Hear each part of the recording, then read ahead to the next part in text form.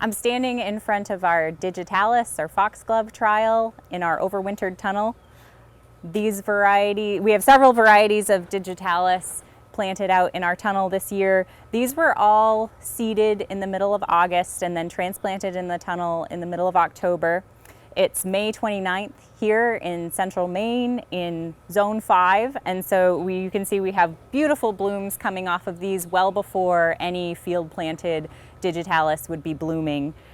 We have both first year flowering Digitalis and biennial Digitalis growing in the tunnel here, and the first to bloom in our trial is this variety right here. This is Camelot Mix. This is a first year flowering variety, so if you did plant this in the spring, you would get blooms the first season. And we've actually already taken our first cut off of this. We cut from this last week, and we took out the main tall spikes. So what you're seeing here are the secondary stems that are coming on.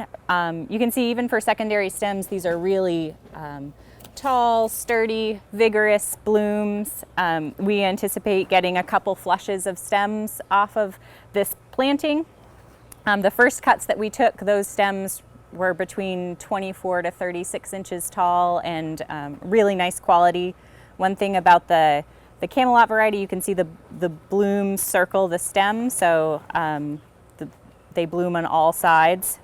And we'll move further down the plot and talk about some of the biennial varieties. I'm standing in front of our Digitalis trial. I'm standing with some of our biennial varieties that we've been trialing, and these were seeded in mid-August and transplanted in the tunnel in mid-October, and they overwintered here, and it's May 29th.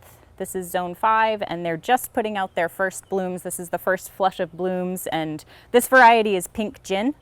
It's a really beautiful peach and pink foxglove, and you can see that these first stems are really sturdy, really thick stems, quite tall.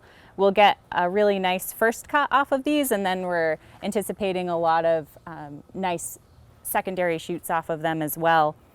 With the biennial varieties, normally you would plant them, if you planted them in the spring, they would spend the first growing season just developing leaves, and they will need a period of vernalization or cold before they would flower the next season. So they're different from the first year flowering Digitalis.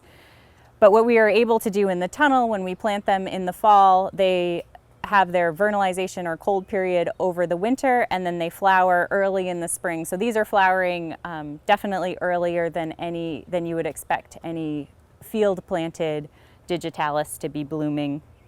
I'm standing in front of Sugarplum. This is a biennial Digitalis variety that's just starting to bloom in our overwintered tunnel.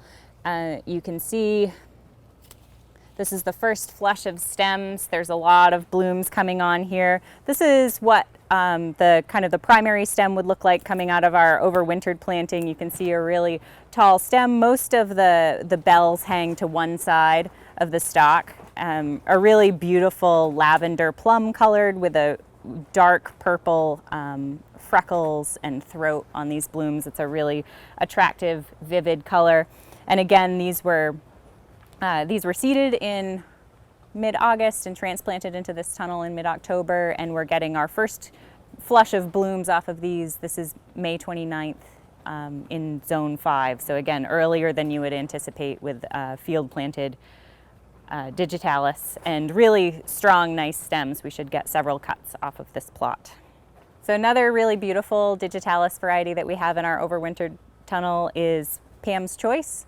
And I know that the peach and the pink tones are really beautiful and wonderful to look at, but there's also something really nice about having a little bit of a different color palette, and something I really like Pam's Choice because it's just such a dramatic contrast between the dark maroon in the throat and the white on the petals.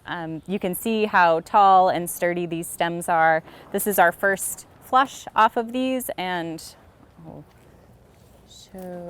just make a cut here.